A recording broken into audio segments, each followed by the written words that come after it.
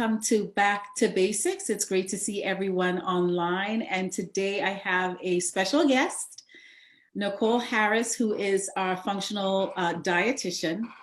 And since the month of April was Irritable Bowel Syndrome IBS Awareness Month, we wanted to take a minute to talk about finding the right diet that's actually perfectly customized for you.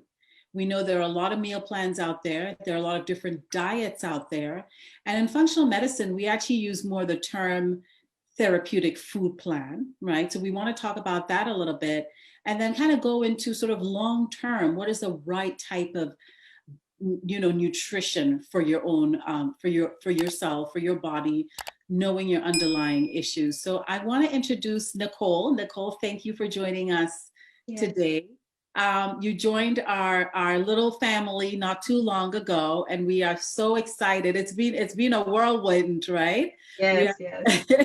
We are so excited to have you on board. A lot of you may have met Nicole already. She's been involved in a lot of the consultations with functional medicine consultations with myself and the one-on-one. And I'll give you the floor to just introduce your team to our community. Yeah. So, hi everyone. Really great to see all you guys and to get to know some of you guys. So just a little bit about myself in a nutshell, honestly. I come from a scientific background. I did research for about 5 years before I decided to change careers. In the middle of that, it was recession, and I had to really come to grips with myself about, do I really want to live a life where my paycheck is dictated by whether or not the government's going to fund our research, right? And not to mention that I really discovered about myself that I love to see the results, right? And when you get into research, especially more scientific, kind of figurative research, you don't really get to see that. You hope that what you're doing will someday make a difference. And so all of that combined in there, in addition to my own diagnosis of Crohn's disease in 2007, really led me to my own self-exploration about gut health and nutrition, and led me to Bastyr, right? So I got my graduate degree at Bastyr, which is very much so alternative medicine based, and the rest is history, right? Excellent. So Nicole, I'm sure you have worked with a lot of patients who struggle with different diet food plans and have been on some crazy diets, right? Yeah. So I'm going to start off with an icebreaker just so that we can hear from the expert. What is like one of the craziest diets you've heard about or met a patient who's actually doing that diet? What's one of the craziest ones? Gosh, there's so many. Right. The first one, I guess, that comes to my mind, which is probably most people have heard of, is that cabbage soup diet, right? Where you make the big pots of cabbage soup and that's all you have for 2 or 3 weeks, right? Of course, I think most people do it to lose weight and the detoxification of the cruciferous vegetables and things of that nature. So I would say that's probably the most dramatic one that I see most often. I've also seen other ones where it's like the lemon juice cayenne, no type of nutrition at all type of diet. I've done that one. I've done it. So those are definitely, I think, the two most dramatic, and I don't know if you want to use the word crazy, but definitely most dramatic. Okay. So we talk about diets, and then, in functional medicine, we talk a lot about therapeutic food plans. And in your mind, what's the difference between the two as we use the terms? What's the difference? Yeah, the diet, I think diet comes from more mainstream culture, right? Okay. Diet, the word diet often has a negative connotation to it because it's usually geared towards weight loss, right?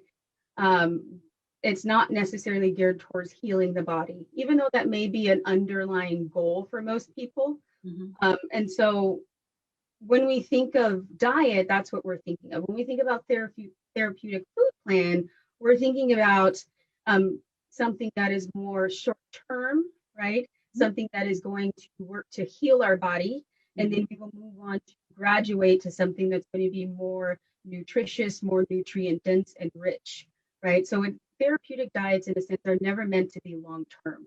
And I think when individuals start to look at some of the therapeutic plans on their own, they don't have that in mind, right? They're still thinking of it as a diet, and they're trying to do it long term. And then when they don't, they feel like failures. And now we have more of the emotional component related to that. Right? That's a really good point. That's a really good point. And I think that's where it's really helpful to work with someone who's experienced like yourself, a nutritionist, a dietitian who has experience, who understands why you need this food plan and can sort of customize the length of time for which you need it, and then help you bring back foods to see how things fit and if things are better, you know. Right. What type of therapeutic food plans do you typically work, prescribe to patients? So before I came to your practice, I worked a lot in bariatrics. In the clinic that I worked with, they did a lot of more ketogenic based diets to help with the weight loss initially and long term. So that was one that I'm very, very, very experienced with. Other things that we look at are really gluten-free, dairy-free diets are things that we look at as more of the initial, let me dip my toe into elimination diet to see really what's going on. And then we do move further on depending on the client, right? We can do complete elimination diets. We have more things like the renewed diet, which is similar to the ketogenic diet, but different in very many ways. Okay. We also have the cardiometabolic plan, which is more of a like Mediterranean style type of plan. Okay. So the cardiometabolic and the Mediterranean plans would be more some sort of like long term. That's something you stay on long term diet, right? And so that they are similar, right? And so this would be something that you would keep somebody with metabolic syndrome on long term. I know they have different calories, right? The different calorie, Yeah. So those ones could be ones that would be beneficial long term, right? But I do think it's still important to look at the individual, and we can add in some foods depending on the individual that maybe is not on the general plan, right? Okay. Yeah. So that's where functional medicine and customization for the individual really comes into play in those aspects. Okay. Yeah. So another diet, food plan, therapeutic food plan that we often do at our functional medicine practice is the anti-candida diet. When we suspect our patients have yeast overgrowth, like systemic yeast overgrowth. And I know that's one of the toughest food plans. I actually think it's way harder than the renew and the elimination. Could you tell us a little bit about that food plan? Yeah, so the anti-candida diet is really geared towards getting things like sugar down, right? Because when you think of what yeast grows on, say like when you're baking bread, right? It needs some sort of sugar component in that, right? For the yeast to grow. So the main thing with the anti-candida diet is getting rid of all the sugar, right? Getting, down some of the gluten and down some of the dairy, which dairy actually holds a lot of carbohydrates in it, which we don't think of it in that aspect, right? Decreasing inflammation and really starting to starve the candida out of the body, right? And any of the bacteria that maybe have grown synergistically with the candida. Mm-hmm. So these food plants, like the anti-candida one, and I think the term therapeutic is really important that we put it, as you said, as these are plans that help you heal the body internally, right? Because we can see pretty strong reactions when patients actually start these diets. They have that phenomenon called the die-off phenomenon, where we start seeing symptoms as part of, the diet. Why do you think patients have these symptoms? So when we think of bacteria, yeast, and any kind of organism in our body, right? They live and thrive off of what we eat. And so how we were eating before we've gotten the diagnosis is what they use to thrive. And so the moment we change that, right, they start to fight. All they want to do is survive and live. And we're changing up that, right, by changing our diet. And so they tend to fight. So they may send out some chemical signals for us to crave certain things and to want to eat certain things. And then as they die, they release toxins. Right. And the toxins build up in our lymphatic system in our body and cause those die-off symptoms like headaches, right? Like fatigue and all of those things. Absolutely. And we see a lot of die-off symptoms, especially with even with our bacterial overgrowth patients and our patients with fungal overgrowth. And we see it kind of like in the first initial couple of weeks, but it can even drag on for quite some time, depending on the load, right?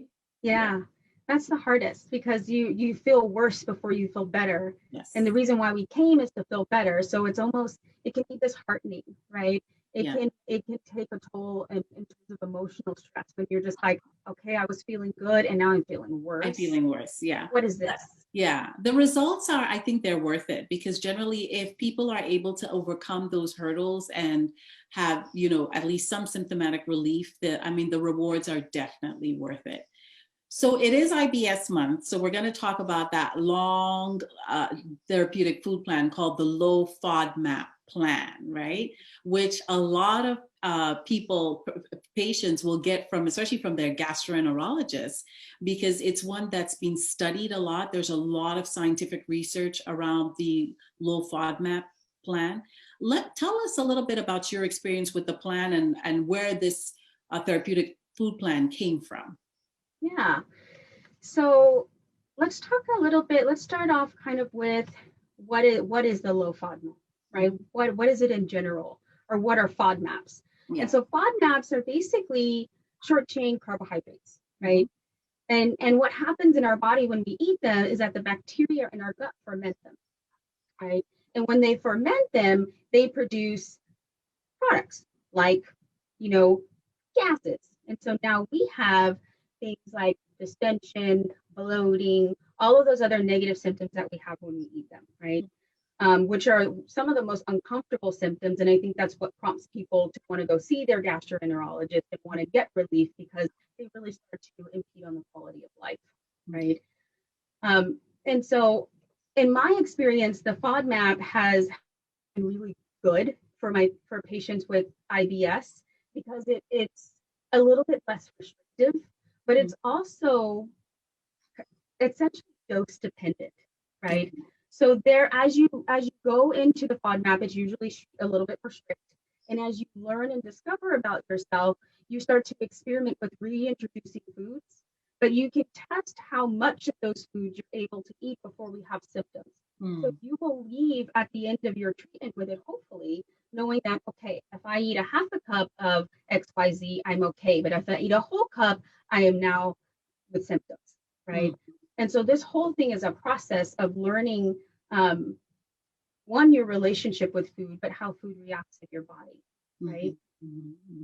Yeah, you are so right. Because very often when we listen to our patients who are dealing with those negative IBS symptoms, they often say, like, I can't identify the trigger. Like, I don't know what it is. I feel like some days I eat this and I'm fine. And then the next day I eat the same thing and I'm worse. And maybe that's where that dose dependent thing comes in, right? Like you ate more of it, so you're having more symptoms, there's more fermentation. And I think what a lot of people like have such a hard time when they find the low FODMAP diet and it works for them, they have such a hard time getting off it because they feel so good. Like it resolves so many symptoms, right? Because that fermentation process isn't happening. There isn't all that loose stools, the functional bowel issues. So that makes a lot of sense. So generally, how long would you recommend the low FODMAP therapeutic food plan for in terms of duration? So that's very individualized, but I would say in general, anywhere from 4 to 8 weeks. Okay. Right. And in that time, we may start to reintroduce more foods a little bit more quickly for some individuals, depending on their symptoms. And then some individuals may need to go the whole entire 8 weeks. Right? Okay. So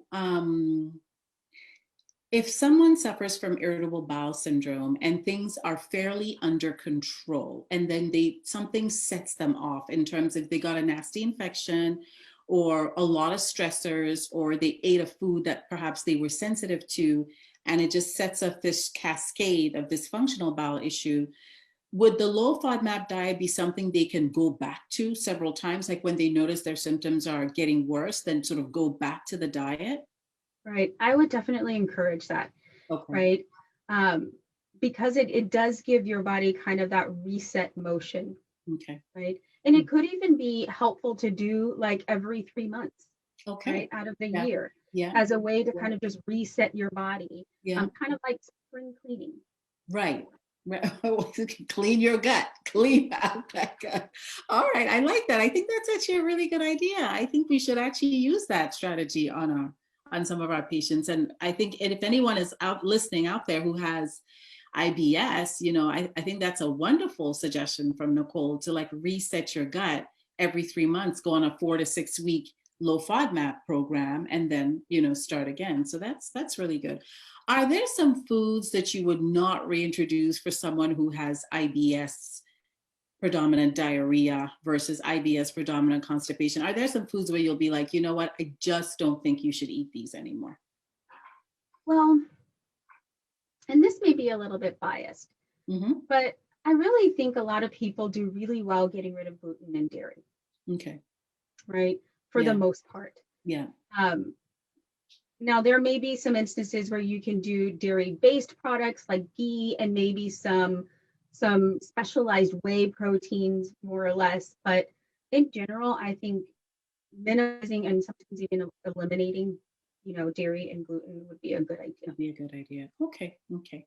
So, you mentioned that these therapeutic food plans are there for a set amount of time. Like we've spoken about the ketogenic, we spoke about the anti-candida, the low FODMAP, the elimination diet, and then just testing the waters with just dairy-free, plans, elimination. We spoke about the cardiometabolic, the Mediterranean. But for those truly therapeutic food plans, what is the negative or what is the drawback in doing it for much longer? I mean, if you feel great, why not continue forever? That's a great question. Um, Several of the food plans are very restricting, right? And so when we're thinking about long-term quality of life, just living, right?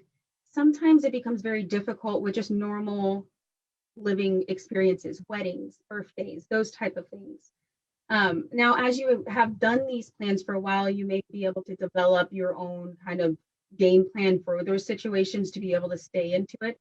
But I mean, if your daughter's getting married, you may want some cake at her wedding. Mm-hmm. You know what I mean? Mm-hmm. And so we're thinking about those things, right? Emotionally, spiritually. But we're also thinking about having the most nutrient rich diet as possible. And sometimes some of the therapeutic food plans for the purpose of eliminating, disease and bacteria and those things are very, very restrictive, right? So it's very low diversity of foods. It's very low, not necessarily low fiber, but diversity of fiber from different foods. Mm-hmm. And so when we're thinking about that and being the most healthy individual that you can be, we're really trying to get you to be able to comfortably eat what your body can tolerate in many different aspects and the most diverse, rich possibility we can do. I mean, I totally agree with you, like 120% on that. That is so true. That diversity is so important. And, I think our goal in what we're doing as functional clinicians is really to get people back to that place of having that soulful spiritual relationship with food and really enjoying food again, really, really enjoying food, because I mean, it's a part of life. I think that really should be enjoyed. So sometimes we'll do stool tests on some of our patients and notice that, like our detailed comprehensive stool tests where we're, not looking at extensive microbiome results, and we'll see that there's, some patients are having symptoms not because they have too much of a certain bacteria or certain groups of species of bacteria, but there's just not enough. There's a paucity. Yeah. And, the science has showed us that that's just as bad as having overgrowth, right? Not having enough is just as bad as having overgrowth, because the bacteria and just the organisms in our gut, the microbiome, is really essential at helping the digestive tract work, right? In terms of, helping us break down food and, processing nutrients and all of those things. So yeah, having that diverse diet is really important. That is so right. true. And each of the most beneficial bacteria may require different nutrients from different foods, right? Yeah. So if we're eating the same food all the time because we don't want to cook differently, or we're not experimenting with other different vegetables, then we are just harming, right? And I was once told, and you might agree with this or may have heard it, but the pathway to disease or the pathway to health is paved with good intestines, right? And so that is like my motto always, right? Ever since I was diagnosed with Crohn's disease, how can I have the most varied diet, the most nutrient-rich diet that I can possibly have? And it only happens when we have that diverse, rich food. Absolutely. Fantastic. I had a question about food reactions and food sensitivity testing. We are going to dive into this next month in a lot of detail, but I always love to hear from our dietitians and nutritionists, like, how, if a patient comes to you and says, well, I did this test on Everlywell, or I did the sleep MRT. How do you handle that? How do you counsel that patient? Yeah. So I always take food sensitivity testing with kind of a grain of salt, right? So one of the main things that food sensitivity testing tell us is whether or not we have leaky gut, right? Because if we have leaky gut, no matter what we're eating, if we eat it all the time, our favorite foods, right? Which is ironically, often I get clients come in who are like, but I love avocado. I can't put their I can't eat it anymore. Yeah. And I can't eat it anymore. But often it doesn't necessarily mean that you're allergic to avocado. What it means is that particles of partially digested avocado pieces are now in your blood system, which are supposed to be there. So now your body is attacking it like it's a foreign particle, right? So as we work to, yes, eliminate those from your diet for a little bit so your immune system can calm down, and we work on repairing the gut, which is what you're so good at, then we have the opportunity to reintroduce those foods again with a healed, solid gut that doesn't have any leaks in it.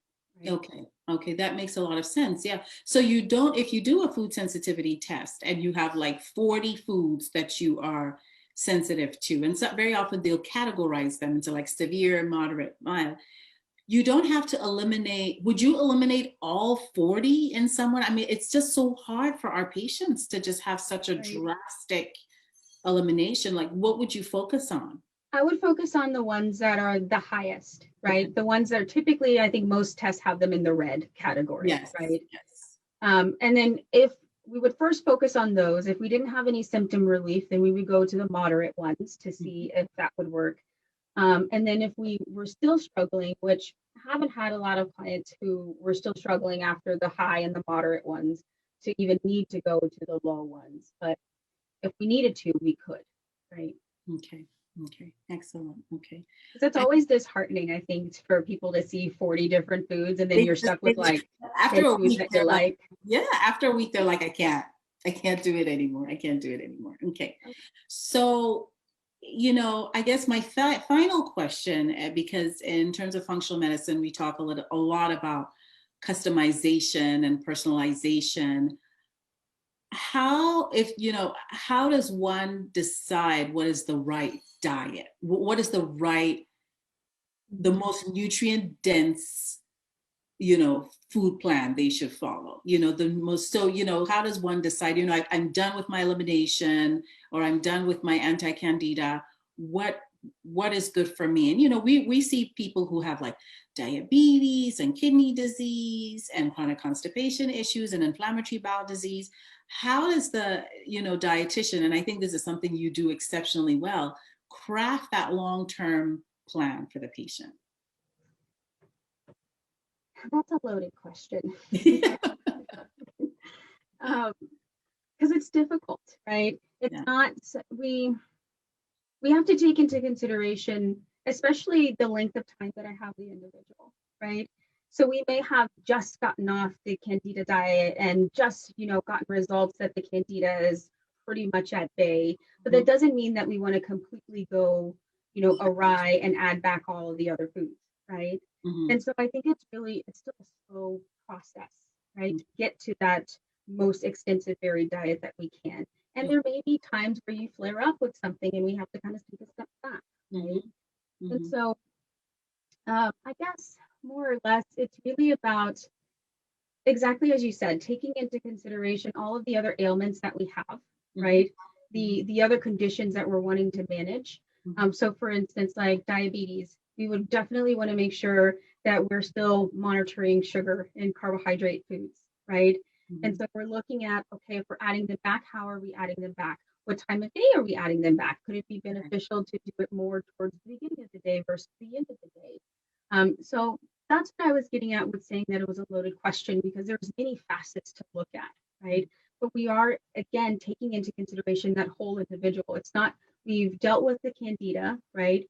Now we need to look at something that's more, that can be more sustainable, right? So adding back maybe some of the favorites and seeing how much of that should we add back. Moving on from there. Okay, that's awesome. What about, we talked about food, what about beverages? Can we just touch on beverages for a while? Can we drink wine every day? Is that okay? So research shows that anywhere from 2 to 4 ounces of red wine per day is not harmful, right? Now, red wine is different than most of the other ones because of, you know, the antioxidant effects, right? But also, most traditional red wines don't have a lot of sugar, right? So they're very dry, very kind of, you know, based wine. So I would say wine, yes. I do have one rule. I'm not a big fan of food rules, but I do have one rule for myself. And if you guys want to adopt it, please feel free. But I refuse to drink my carbohydrates. Right. If I'm going to have any carbohydrates, I'm going to eat them and enjoy them through food. I refuse to drink them. And the one reason why is because you will get anywhere from 3, 4, 5, 6 times more carbohydrates from that drink than you will ever get from a meal. I see. Right? Yeah. So wine, okay. Sugary beverages, throw it out the window. So juices and soda and stuff like that. Yes. Right. Okay. So water is great. This was so informative. I learned a ton, Nicole. I learned a lot. This was really great. I'm glad we could sit down and talk. I hope everyone enjoys this recording. Thank you so much for joining me today on Back to Basics. If you guys have any questions, please feel free to shoot your comments in, shoot your questions. We'll do our best to get them answered on our Facebook group, Natural Gut Relief.